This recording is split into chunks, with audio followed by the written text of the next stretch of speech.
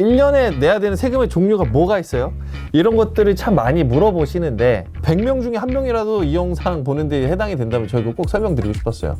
워낙 과태료가 많이 나오니까. 이 영상 보시면은 사업자들이 무슨 세금 내야 되는지 이런 거 일자별로 까먹지 않으실 테니까 달력에 좀 체크 좀 해보세요. 안녕하세요. 로뎀 세무법인의 김종석 세무사입니다. 새해가 또 밝아서 우리 납세자분들한테 좋은 정보를 좀 들고 오고 싶었는데요. 새해가 딱 밝으면 많은 분들이 물어보세요. 1년에 세금 뭐 내야 돼요? 1년에 내야 되는 세금의 종류가 뭐가 있어요? 이런 것들을 참 많이 물어보시는데, 그래서 2025년에 어떤 세금들이 좀 발생을 하고 납세자분들이 어떤 세금을 주의하셔야 되는지 정리를 좀 해볼게요. 일단은 사업자들의 주요 세금은 저는 딱 세 가지로 요약을 할 수 있다고 생각을 해요. 첫 번째, 인건비 신고. 그리고 두 번째, 부가세 신고. 그리고 세 번째, 소득세나 법인세 신고. 이거를 우리 직원들한테도 참 얘기를 많이 하는데, 인건비 신고는 매달 해야 돼요. 그래서 우리 사업자의 기반을 쌓아가는 신고 중에 하나라고 저는 생각을 해요. 그리고 두 번째, 부가가치세 신고. 부가가치세 신고는 6개월마다 확정되거든요. 1월부터 6월, 7월부터 12월 이런 식으로 이제 확정이 되는데, 중간에 한 번씩 매출을 확정을 해주는 거예요. 세법에서는 주요 경비를 얘기를 하고 있는데, 세금계산서, 신용카드, 현금영수증 이런 것들이 주요 매출이자 주요 매입이에요. 이런 것들을 6개월마다 확정을 시켜줘요. 부가가치세 신고해서. 그리고 최종적으로 쫙 돌아가지고 5월 달에 소득세 신고하거나 3월 달에 법인세 신고하고 끝나요. 이게 1년의 과정이에요. 그렇기 때문에 인건비 신고로 잘 기반을 다져놓고 6개월에 한 번씩 부가세 신고로 내 매출이랑 매입을 확정을 하고, 그리고 1년에 모든 걸 다 통합해서 소득세로 신고한다. 이렇게 이해를 해주시면 좋습니다. 여기에서 제가 인건비 신고만 좀 구체적으로 설명을 드리고 다음 스텝으로 좀 넘어갈게요. 일자별로 좀 넘어가 볼게요. 인건비 신고는 매달 한다 그랬죠? 인건비 신고는 두 개로 나뉘어요. 원천 신고랑 지급 명세서 제출, 이게 세트거든요. 둘 중에 하나라도 제출이 안 되면 가산세가 빵 터져요. 원천 신고, 내가 이제 우리 사업장에서 사람을 채용해요. 뭐 직원이 될 수도 있고, 아니면은 내가 일이 많아서 하청, 그러니까 외부 용역을 불러서 프리랜서를 고용을 할 수도 있죠. 그런 식으로 내가 사람한테 돈을 내보내면은 이 사람한테 내가 얼마를 줬고 세금을 얼마를 뗐다. 우리 3.4% 뗀다 그러잖아요. 프리랜서한테. 뗐다. 이거를 제출해주는 서류가 원천 신고예요. 원칙이 내가 사람한테 돈을 지급한 달의 다음 달 10일까지. 이해가 되시나요? 지금 1월이에요. 1월이니까 내가 홍길동이라는 사람을 1월 달에 고용을 했어요. 프리랜서 고용했다고 해볼게요. 그냥 쉽게 계산하기 위해서 100만 원 주기로 했어요. 세금이 33,000원 나오죠. 이거를 1월 달에 지급을 했으면 2월 10일까지 33,000원. 근데 제가 지급일에 다음 달 10일까지라 그랬죠. 1월 달에 고용한 사람인데 인건비를 2월 달에 줬어요. 돈이 뭐 좀 밀려서 나갈 수도 있죠. 2월 달에 나갔으면 이거 언제까지 신고해요? 다음 달이니까 3월 10일까지 신고가 되는 거예요. 요런 식으로 생각을 해주시고, 지급 명세서 제출은 뭐냐? 원천 신고는 세금을 내는 거예요. 제가 100만 원에 33,000원 뗐다 그랬잖아요.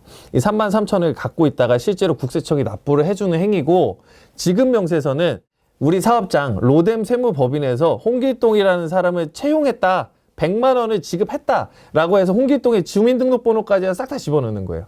이게 지급 명세서 제출이라는 서류예요. 이것도 지급한 달에 다음 달 말일까지. 또 예시로 홍길동 씨한테 1월에 줬어요. 그러면은 2월 10일까지 원천 신고하고, 그리고 2월 말까지 지급 명세서 제출해주고. 이게 세트예요. 반복적으로 매달. 힘들겠죠? 그래서 제가 여기서 보통 권장하는 거는, 인건비 신고 시작하게 되면은 세무사 써라. 세무회계사 사무실 껴야 이런 거에 대해서 페널티 규정을 적용을 잘 안 받아요. 이거 제가 프리랜서로 쉽게 말했지만 이게 직원이에요. 4대 보험 가입해야 돼요. 그럼 4대 보험도 가입해줘야 되고 여러 가지 이슈가 있단 말이에요. 사업장에서 하기 힘들어요. 우리 사업장에서 직원 채용이나 인건비가 나가기 시작했다? 웬만하면 세무회계 사무실 끼는 거 권장한다. 인건비는 여기까지. 자, 그럼 이제 본론으로 갑시다. 월별로 제가 주요 세금이 뭐가 있는지 일정을 한번 쫙 말씀을 드려볼게요. 이 영상 보시면은 사업자들이 무슨 세금 내야 되는지 이런 거 일자별로 까먹지 않으실 테니까 달력에 좀 체크 좀 해보세요. 물론 제가 세무사 달력 만들어가지고 우리 기장처 고객들한테 나눠드리기도 하는데, 이거 제가 말씀드린 거 다 써있어요. 근데 세무기장 안 하고 이 영상 보신 분들 많단 말이에요. 그러면 달력에다가 핸드폰에다가 체크를 하시던지 집에 있는 달력에다 체크 좀 해놓으세요. 이거 까먹으시면 가산세 나올 수 있어요. 인건비에 대한 내용은 제가 서론에 잘 말씀을 드렸기 때문에 이제 매달 세금 일정에서는 패스할게요. 지급일에 다음 달 10일, 지급일에 다음 달 말일 제출한 거 잊지 않는다. 자, 1월이 됐습니다. 1월 25일에는 부가가치세를 신고해야 돼요. 우리 감독님 저랑 이거 촬영하기 전부터 부가가치세 내기 싫다고 계속 그러셨는데 어쩔 수 없습니다. 1월 25일에는 부가가치세를 내는 달이에요. 이 부가가치세는 언제 거에 대한 세금이냐면 작년 2024년 7월부터 12월 거에 대한 걸 내년 1월 25일에 신고를 하게 돼 있어요. 그래서 25년 1월 25일 신고는 24년도 7월에서 12월 거까지에 대한 매출 매입에 대한 신고겠죠? 근데 이게 연초잖아요. 연초면 이 부가가치세를 신고하면서 매입 매출이 확정이 돼요. 24년 거에 대한 대부분이. 24년 7월에 상반기 거 신고했잖아요. 그리고 이번 1월 달에 24년도 거 하반기 거 신고하잖아요. 그러면 주요 매출 매입이 이번에 확정이 돼요. 이번 부가세를 신고하면서 24년 거에 대한. 제가 뭐라 그랬어요, 서두에? 이거 다 합쳐가지고 5월 달에 종합소득세 신고해야 된다 그랬죠. 지금 좀 미리 파악해 보시는 거 너무 좋아요. 저희 유튜브 영상 보신 분들은 아시겠지만 제가 가결산하는 거 너무 중요하다고 얘기 많이 했거든요. 이번 기회에 가결산 다시 한번 체크해 보세요. 24년도 거 매출 매입이 확정된 이 상태에서 오차 범위 내 5% 이내에서 예상 소득세를 계산을 해볼 수가 있어요. 5월 달에 얼마 세금이 나올까? 이게 갑자기 세금이 5월 달에 빵 나올 것 같으면 지금 작업을 해놔야 돼요. 이걸 내가 경비 처리 뭐 안 한 게 있나? 혹시 뭐 인건비 신고 누락된 거 없나? 이런 걸 지금 체크해 보는 시기도 저는 1월이 맞다고 생각해요. 그래서 부가세 신고하면서 바로 이어서 우리 사업장에 대한 가결산, 내 소득은 얼마인가 이런 거를 좀 파악해 보시는 것도 너무너무 중요하다. 네, 이제 다음 달이 됐습니다. 2월이에요. 2월 10일에는 면세 개인사업자 현황신고라는 게 있어요. 부가가치세를 일반 과세사업자로 내거나 간이가세자로 냈으면은 1월 25일에 부가세로 신고하는 거예요. 근데 간혹가다 이런 분들이 있어요.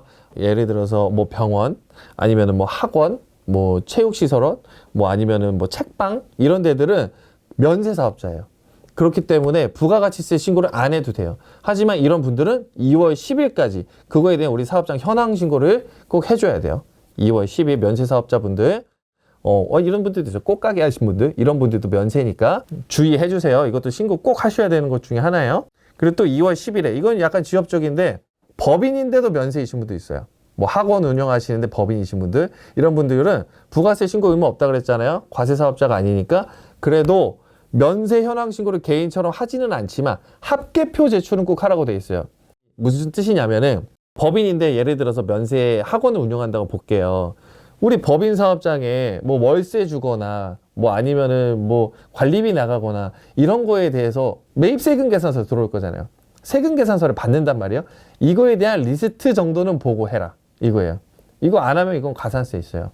그렇기 때문에 이것도 꼭 하셔야 돼요. 이거 안 하시는 분들 많아요. 그리고 2월 28일 날 또 해야 되는 게 있는데 지급명세서로 제출이 아까 제가 매달 해야 되는 것도 있다고 했지만 1년치 총합 토탈 해가지고 내는 지급명세서, 정기지급명세서 제출도 있거든요. 이것도 인건비 지출과 관련된 중요한 신고니까 이것도 잊으시면 안 돼요. 참고로 이거 저희 블로그에 제가 다 써놨어요. 이거 다시 듣고 싶은데 블로그 가서 보시면 충분히 이해하실 수 있을 거예요. 3월달, 네, 3월달에도 중요한 신고 많습니다. 3월달에 이제 연말정산 꼭 해야 돼요. 우리 직원 채용했으면 연말정산 해야 되거든요. 우리 직원들 월급 준 거, 이거에 대해서 정산 의무가 회사한테 있어요. 사업장에 있어요. 그래서 직원들 급여에 대한 연말정산 신고도 3월 10일까지 해야 된다. 근데 여기서 제가 3월 10일까지 하셔라 이렇게 말씀드렸다고 3월에 하시면 안 되겠죠? 연말정산은 자료 정리하는데 시간이 좀 걸려요. 못해도 2월 중순, 2월 초 요럴 때 시작하시는 게 맞아요.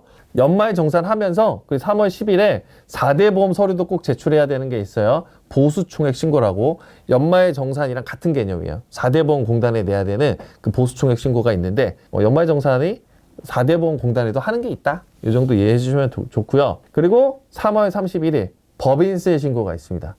가끔 가다가 4월 달에 저희 법인세 신고 못했는데 해주세요. 안 돼요. 3월 31일까지 정확히 날짜 기억하시고 1년 동안 쫙 가져온 24년의 자료를 25년 3월 31일에 신고하시고 납부하시는 거예요. 4월 달이 밝았습니다. 여기서 제가 참고로 하나만 말씀을 드릴게요. 여러분들이 내셔야 되는 세금 중에 예자가 붙는 게 있어요. 예. 이거는 미리 낸다는 거예요. 미리 내는 세금. 예정고지. 중간예납. 뭐 이런 것들이 있어요. 예정고지, 중간예납 이런 것들. 예자가 들어간 것들은 미리 내는 세금이라서 이거는 실제 세금이 아닐 수도 있어요. 4월 25일 날 일반 과세 사업장들 부가가치세 예정 신고, 예정 고지 이런 것들이 있는데 예자 붙었잖아요. 이거는 뭐 어떻게 세금을 내냐면 1월 달에 냈던 세금의 딱 절반이 나와요. 납세자들이 세금을 낼 때 목돈 내는 거에 대해서 굉장히 취약해요. 목돈 내야 될 때 세금 낼 돈이 없으니까 고액 체납으로 넘어가는 경우가 너무 많으니까 납세자분들 좀 도와준다는 취지의 법인 것 같기는 해요. 뭐 이것도 싫어하시기는 하지만 4월 25일 날 1월 달에 냈던 세금의 절반을 고지를 해요. 1월 달에 300만 원 냈어요. 그럼 4월 25일 날 150만 원이 나와요. 그러면 이 150만 원은 뭐냐? 내가 7월 달에 부가세 또 내거든요? 7월 달에 내야 될 부가세에서 그냥 빼줘요. 그래서 미리 내는 세금이에요. 7월 달에 또 예를 들어서 500만 원이 나왔어요. 500만 원 한꺼번에 내라 그러면 아프잖아요. 그러니까 이때 미리 냈던 150만 원을 빼주겠다 이거예요. 그러니까 절반씩 내라. 이런 뜻이에요. 세법에서 세금 고지서에 예자 붙으면 다 이런 뜻이에요. 소득세 중간예납, 법인세 중간예납 이거는 다 절반씩 미리 내놔라 이런 뜻이니까 여기서 한번 이해하고 가시면 좋을 것 같아요. 그래서 4월 25일 날 부가가치세 일반 과세 사업자들 부가가치세 예정 신고 및 예정 고지를 해야 된다. 절반 내라. 신고 안 하시면 가산세 있어요. 네, 이제 5월입니다. 5월 31일 달 또 중요한 신고가 있어요. 종합소득세라는 걸 신고를 하셔야 돼요. 개인 사업자라면 다 5월 31일 날 종합소득세 신고를 하셔야 돼요. 이게 참 간과하시는 경우 많아요. 내가 매출이 적거나 이제 막 시작했으니까 뭐 종합소득세 이거 뭐 큰 이슈 있겠냐? 그래도 하셔야 돼요. 24년에 개업하신 개인 사업자라면 5월 달에 꼭 종합소득세 신고해야 된다. 그리고 플러스 5월 31일 날 직원이 있는 개인 사업자라면은 우리 사업주의 건강보험료 보수총액 신고라는 것도 꼭 해줘야 돼요. 그 전 영상에 이거 설명드린 내용이긴 한데 개인 사업자에서 직원을 채용하면은 사업자 대표님은 직원이랑 같이 직장 가입자가 된다. 이렇게 했는데 아까 우리 직원들은 그 연말정산하면서 보수총액 신고라는 걸 3월 달에 해줬어요. 우리 대표님들은 5월 달에 대표님 개인 사업자 소득금액이 확정이 되기 때문에 이거는 5월 말까지 보수총액 신고를 하라고 돼 있어요. 조금 어려우실 수는 있는데 이거 일자별로 제가 또 블로그에 써놨어요. 네, 이제 6월이 됐습니다. 6월 말까지 이제 성실 개인 사업자 신고해야 돼요. 개인 사업자는 매출 기준만 있어요. 이 매출을 넘으면 개인 사업자는 성실 신고라는 걸 해야 돼요. 이거 되게 빡세요. 그래도 꼭 하셔야 되니까. 도소매는 15억, 제조업, 음식점, 건설업, 운수업, 정보통신업 이런 업종들은 1년 매출이 7억 5천인 경우, 그리고 부동산 임대, 서비스업 이런 경우에 연애 매출이 5억인 경우, 이런 경우에 성실 신고라는 걸 하셔야 돼요. 이거 작년에 찍은 성실 영상평도 있으니까 한번 또 참고해 주시면 좋을 것 같아요. 여기서 제가 또 특별하게 6월 달에 강조하고 싶은 거, 해외 금융계좌 신고. 이거 많이 놓치시거든요. 저희가 2024년에 세무조사 대행 참 많이 했는데 이거 신고 누락해가지고 파생된 경우 진짜 많았어요. 이거 과태료도 어마어마해요. 이 제도가 뭐냐? 해외에 계좌나 이런 것들 보유하실 수도 있죠? 뭐 해외에 가서 일을 하시거나 뭐 여러 가지 해외 기업들이랑 일하시는 경우에는 해외에 계좌를 둘 수도 있어요. 그런 경우에 연에 1년에 말일 기준으로 월마다 말일 기준으로 5억이 넘었으면 그거에 대해서 꼭 신고해라. 5억이에요, 5억. 5억을 넘었으면 하루라도 넘었으면 신고하라고 돼 있는데 이게 얼마나 무섭냐면은 신고를 안 했어요. 그러면 최대 미신고 금액의 20%가 과태료로 나와요. 이거 1억이죠. 뭐 단계마다 10%뭐 이렇게 나뉘는데 최대 20%예요. 이거 실제로 과태료 맞으시는 분들이 꽤 많았어요. 24년에 제가 세무조사 하면서 한 두세 분 계셨어요. 진짜 많이 나와요.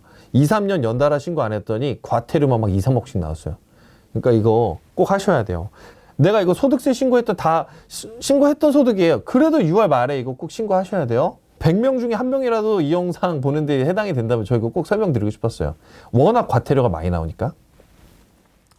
그리고 또 6월 말에 우리 복식장부 대상자분들 사업용 계좌 신고하는 말일이기도 해요. 제가 사업용 계좌 미신고하시면은 뭐 창업감면 적용 배제되고 과태료 나오고 이런 내용 설명드린 적이 있어요.